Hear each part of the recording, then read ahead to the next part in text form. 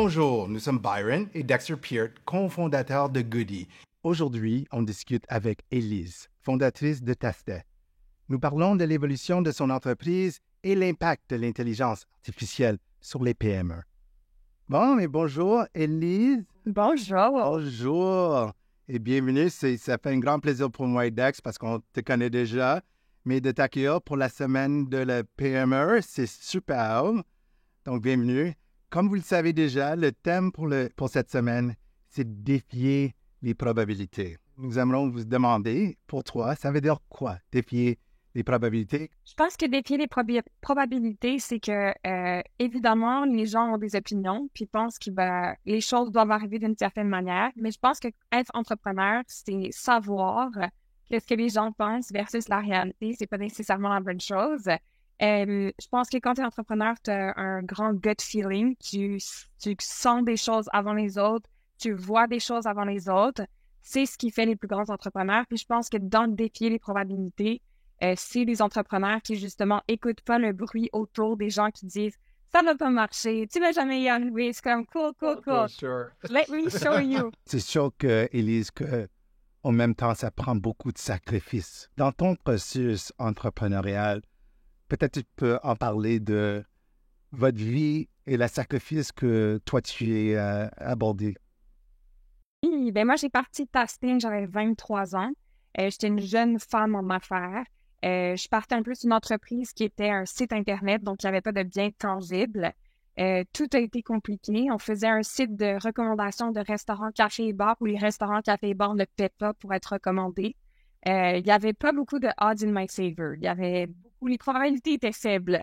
Mais je pense que justement, j'avais vraiment une vision de ce que je voulais. Je voulais un site où est-ce que les gens pourraient aller pour avoir des recommandations des meilleures adresses, qui aient vraiment de la confiance entre les utilisateurs et notre produit. Je voulais que ça soit authentique. Je voulais qu'on parle d'histoire des gens de la restauration derrière les adresses qu'on recommande. On s'était fait justement des guidelines même avant la tech, on s'était fait des guidelines de comment on fait pour noter une adresse, qu'est-ce qu'on représente, comment on fait pour rester positif, mais vrai, en disant les vraies choses, comment on fait pour mettre le bon consommateur dans la bonne adresse. Donc, c'était ça le rêve au début, puis ça m'a quand même pris un bon 5 ans avant de réussir à avoir un site dont j'étais fière. Puis en fait, après, c'était en 2019, on avait 2,5 millions de lecteurs, mais là, on n'arrivait plus à personnaliser. Donc, c'est là, en fait, que je me suis intéressée à l'intelligence artificielle et à la technologie. Puis j'ai dit, OK, on a créé ce site, justement, média, mais comment on fait pour transformer un média de recommandation au restaurant, donc extrêmement subjectif, en produit technologique? Donc, pendant 4 ans, j'ai étudié. Je suis retournée à l'école, j'ai fait une spécialisation en intelligence artificielle. J'ai fait NextAI, le programme, on est rentré dans Zoo. Puis en fait, on a fait un plan justement de création d'un database sur tous les restaurants avec des critères qui sont objectifs pour faire une expérience subjective. Comment on note un restaurant selon les critères justement, qualité de la nourriture, ambiance, décor, rapport qualité-prix, service. Et puis, une fois que cette adresse-là est notée, comment on fait pour la personnaliser à chaque personne? C'est-à-dire, est-ce que cette adresse est bonne pour Byron ou elle est bonne pour Dexter ou les deux avec votre mère, vos amis en date? Donc toute cette expérience-là, cette recommandation, comment on fait pour prendre ce virage technologique-là? Comment on fait pour faire de la recommandation grâce à la tech? Et évidemment, tout le monde me dit, le restaurant, tu peux pas mettre la technologie, il faut absolument une personne derrière. Je dis pas qu'il faut enlever les gens dans l'équation. Je pense que vous le savez mieux que tout le monde. L'humain va toujours rester au cœur de ce qu'on fait. Mais je pense que c'est tellement important pour tous les entrepreneurs d'utiliser la technologie qui est de plus en plus démocratisée et ouverte à l'utilisation pour améliorer les entreprises que il faut un plan clair. Mais je pense que c'est ça qui va nous amener à réussir à compétitionner les plus grands joueurs du monde. Je vais continuer dans cette discussion de IA parce que c'est comme AI, tout le monde parle, mais il y a beaucoup de personnes, il y a des compagnies, des entrepreneurs qui ont peur de ça. Ça veut dire quoi? Ça veut dire quoi pour un business, mais ça veut dire quoi pour le consommateur? Comment ils peuvent intégrer ça dans leur business? Quand quelque chose est nouveau, l'utilisation n'est pas au meilleur c'est normal. Dans le cas de la grande révolution industrielle, c'était la même chose. on est avec l'IA un peu avec ça, où est-ce que les gens apprennent à l'utiliser. Mais je pense que pour les entrepreneurs, je veux dire, à l'époque, faire justement, avec l'utilisation d'un chat GPT ou autre, tu sais, faire une présentation, un pitch ou trouver des idées pour un produit que vous allez faire, ça pouvait prendre des semaines, des mois. Là, en 1 heure, vous jouez un peu, posez des questions, vous essayez de trouver des idées. Ça n'enlève pas l'humain au complet. Ça fait juste accélérer le processus. Puis c'est un peu la même chose dans nous, notre produit, l'intégration de l'IA. On fait un machine learning qui est assez simple, mais dans le fond, tout ce que ça permet, c'est qu'il y a quand même un humain qui est allé tester un restaurant qui l'a catégorisé. Il y a quand même un humain qui regarde que tout est correct et si jamais il y a une problématique qui rentre à ce niveau-là. Mais une personnalisation de recommandation d'adresse sur 3 millions de personnes, on ne pourrait pas le faire avec un seul humain. En fait, moi, c'était là où est-ce que j'arrivais puis je me disais, oh my God, je suis pas capable de recommander ça à tous ces gens-là. Mais l'IA permet ça. Je pense que pour les entrepreneurs, c'est pas est-ce que vous devez utiliser l'IA. Je pense qu'il faut utiliser l'IA. Je pense que la question, c'est comment vous pouvez utiliser l'IA pour vous aider le plus possible. Je pense qu'il ne faut pas avoir peur de l'IA. La personne qui est derrière cette intelligence va toujours aussi à la fin dicter ce que cette IA va faire. Donc, si on a une IA qui est plus inclusive, qui prend en considération des gens de partout dans le monde avec des réalités différentes, c'est comme ça qu'on va créer une IA qui est au service de l'humain pour de vrai. Et après, les gens aussi ont souvent peur comme « Ah, mais ça va voler ma job ». Non, les jobs vont évoluer. Et comme à l'époque, il n'y avait personne qui s'occupait d'un réseau Internet, ça n'existait pas, ben maintenant, il y a des milliers de personnes qui utilisent un réseau Internet. Avant, il n'y avait pas de réparateur de iPhone ou de téléphone intelligent. Maintenant, presque tout le monde a un téléphone intelligent. Donc, il ne faut pas avoir peur de ça. Je pense qu'il faut prendre le bateau. Je pense que c'est important de faire partie de la conversation et comprendre justement comment vous pouvez l'utiliser pour optimiser votre entreprise puis améliorer votre petite entreprise. Parce que justement, en démocratisant des outils d'IA et de technologie, ben je pense que c'est un des seuls moyens, en fait, que les PME vont être capables de compétitionner. On voit cette transition, cette évolution pour les compagnies, c'est clair. Pour vous, avec Testé, l'an 2024 maintenant, vous êtes où exact dans votre processus, dans votre business? En fait, en 2019, donc, j'ai eu cet intérêt pour l'IA. On est retourné faire une spécialisation, comprendre comment on allait l'intégrer. Ça fait 4 ans que je fais le ménage de notre data, justement, pour structurer une base de données qui va être la meilleure possible pour nos recommandations. On a grossi le site web, donc maintenant, on est à 3 millions de lecteurs. Et puis, on a lancé une application mobile en juin, où est-ce que, justement, on a vraiment le but, c'était de complémenter... Il y a le site web qui est un média, un blog avec sa communauté active, où est-ce qu'on continue d'alimenter du contenu de qualité le plus possible, puis mettre à jour tous nos contenus. Mais l'application est vraiment un outil, en fait, pour les gens qui disaient « Ah, j'ai envie de trouver un resto, mais des fois, il faut que je cherche un peu trop longtemps ou tel truc, tel truc. » L'outil, c'est vraiment genre, je veux un resto ouvert maintenant à côté de moi, dis-moi qu'est-ce qu'il y a d'ouvert, puis boum, nous, on le donne dans l'application. Donc, on a lancé ça au mois de juin. On est vraiment heureux. On a 12 000 téléchargements au Québec, puis 4 500 utilisateurs actifs en 2 mois. Donc, on est très excités. Ouais, dans les prochains mois, on ouvre le reste du Canada. Donc, on va lancer Toronto, Vancouver, Calgary, Edmonton, puis un peu partout où est-ce qu'il y a des bonnes adresses. Puis, on rend des nouvelles fonctionnalités aussi en tech pour répondre aux besoins des utilisateurs. Donc, par exemple, ils nous ont demandé de faire des passes pour les touristes. Donc, on a fait des passes pour les touristes. Ils nous ont demandé, je veux pouvoir partager les trucs avec mes amis. Donc, on travaille sur l'aspect du social. Je veux pouvoir donner mon feedback. On travaille sur un système de feedback. Donc, ce qui est super intéressant avec la technologie, c'est l'utilisateur te dit ce qu'il veut. Donc, toi, en fait, en tant aussi qu'entrepreneur, tu peux juste écouter c'est quoi qu'il veut puis lui donner. Donc, on a enlevé la barrière entre le consommateur et la personne qui crée le produit pour mieux comprendre ça. Donc, pour moi, je trouve ça extraordinaire. Je trouve que c'est vraiment une grande chose. C'est trop bien. Et puis, si j'ai bien lu, vous avez décrit ce moment-là comme Testé 3.0. Donc, dans cette vision de 3.0 et peut-être le 4.0 dans le futur, c'est quoi vos ambitions, Élise? Où est-ce qu'on s'en va? On s'en va à travers le monde.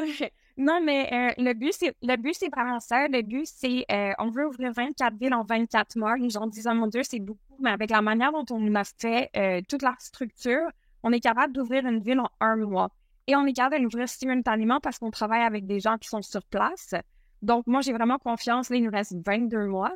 Mais dans 22 mois, je pense vraiment qu'on va avoir 24 villes. Et puis, évidemment, on a 3 gros aspects en tech qu'on aimerait faire cette année. Remettre notre IA, parce qu'en ce moment, on a l'IA, mais elle n'est pas remise dans l'app. Donc, remettre l'IA dans l'app, l'aspect de sociabilité, puis on veut vraiment travailler aussi la réservation pour le consommateur. On a eu beaucoup, beaucoup de demandes à ce niveau-là.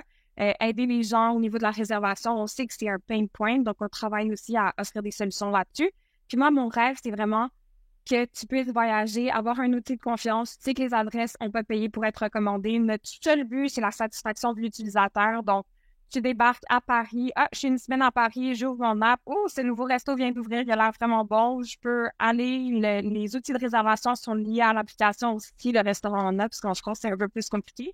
Mais on travaille vraiment à ce niveau-là, créer un super app pour le consommateur dans la découverte du meilleur du local. Félicitations. C'est inspirant, c'est sûr. On a parlé un peu avant à propos des défis et les sacrifices. Pour vous, Élise, c'est quoi votre plus grand succès à date? C'est sûr, on voit dans l'avenir, il y a tellement de choses qui vont venir, mais à ce date ici. Je pense que c'est juste avoir une compagnie en vie. C'est so hard. Pour nous aussi, c'est tout. Ah, mais c'est vrai. Tous les jours, je me fais demander when did you know you made it? Je pense que jamais je me suis sentie comme I made it. Je pense que jamais je vais me sentir comme ça. Il y a toujours plus, mieux qu'on peut faire. Mais je pense que pour n'importe quel entrepreneur, avoir une entreprise qui fonctionne, avoir des employés, stimuler l'économie dans laquelle on vit, c'est une économie qui n'est pas facile non plus. C'est difficile pour les entrepreneurs.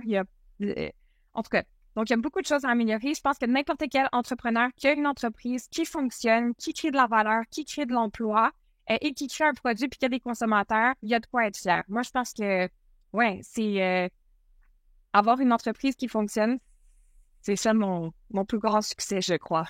Et j'aimerais faire un petit suivi aux questions de Dexter parce que aussi, on pense, parce que tu parlais, OK, on sait, l'entrepreneuriat, c'est difficile, mais aussi, ça coûte cher aussi de gérer une business, c'est pas toujours rentable.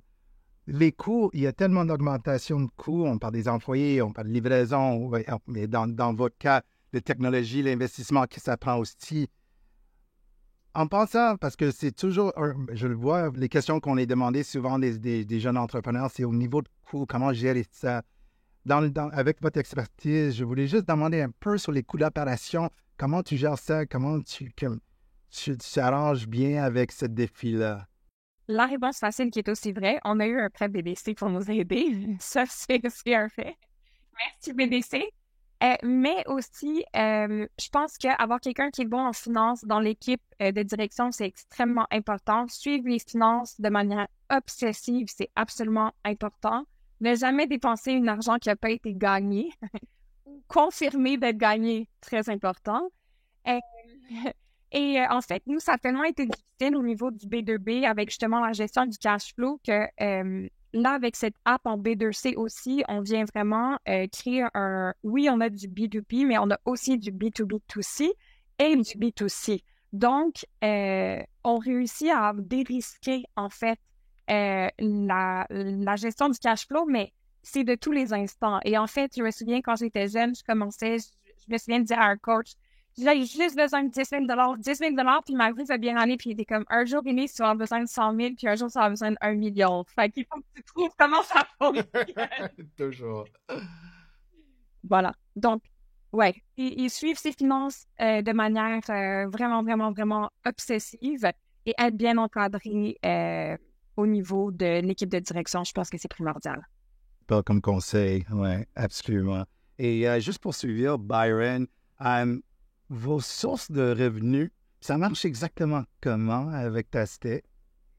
Nous, en fait, on monétise le trafic. Donc, on monétise le 3 millions de lecteurs qui viennent sur le site, puis 50 millions d'interactions sociales avec de la publicité, jamais pour de la recommandation d'adresse. Donc, un restaurant ne peut pas payer pour être recommandé, mais on a des partenaires comme Open Table, Air France, San Pellegrino, Aliments du Québec au menu. Donc, on a des partenaires qui sont complémentaires à la restauration, l'hospitalité, les sorties. Destination Québec City, on a fait une super campagne avec eux récemment. Donc, c'est vraiment monétiser ce trafic-là.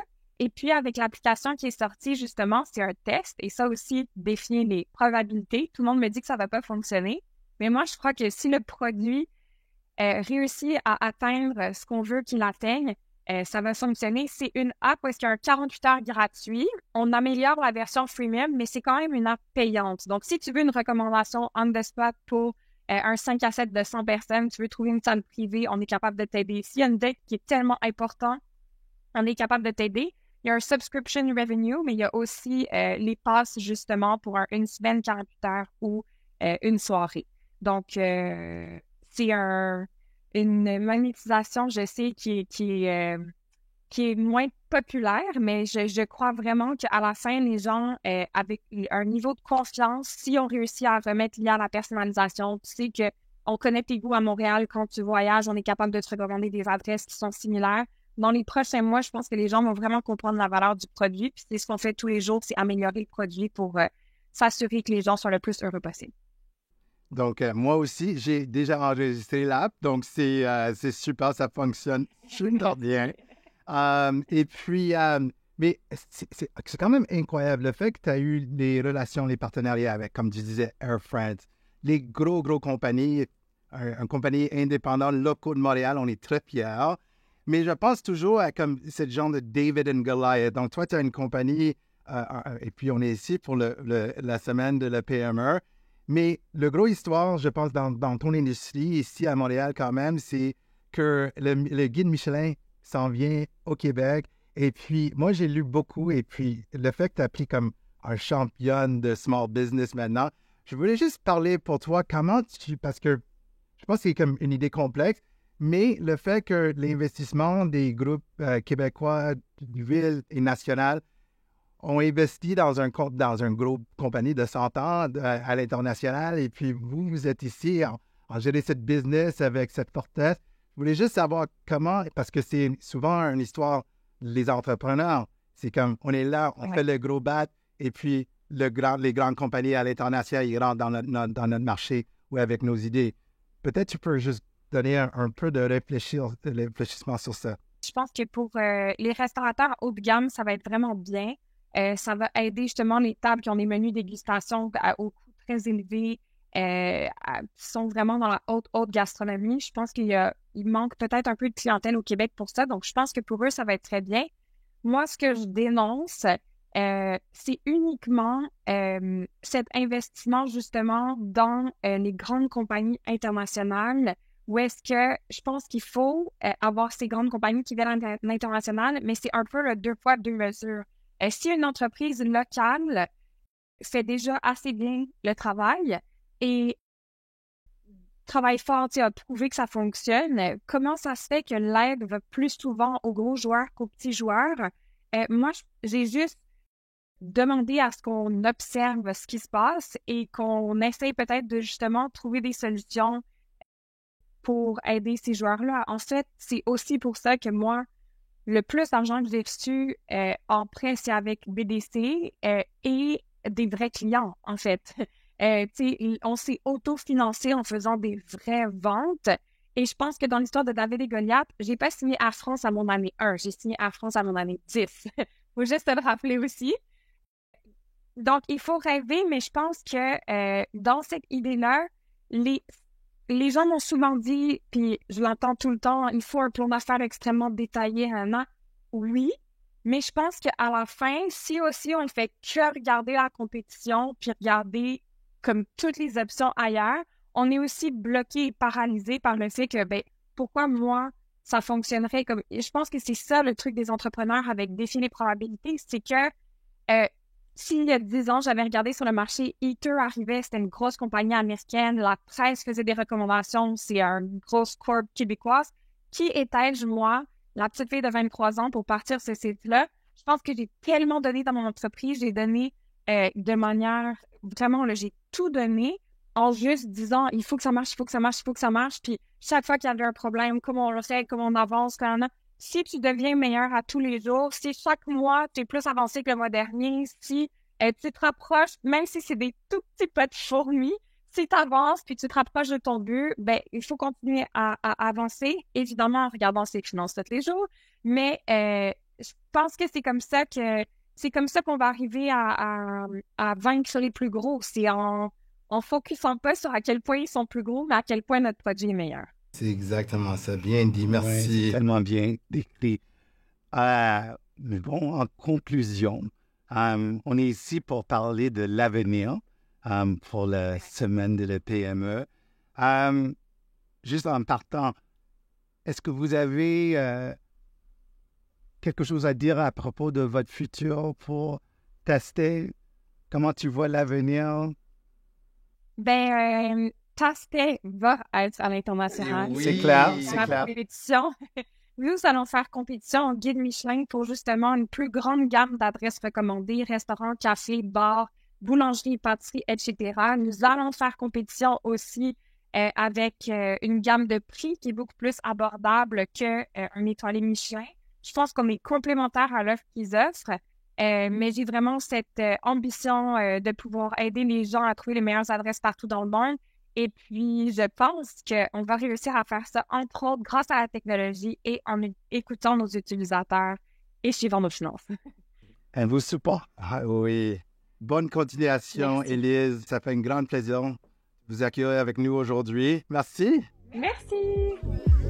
Ne manquez pas le webinaire de la BDC le 22 octobre prochain pour en apprendre plus sur le futur des PME.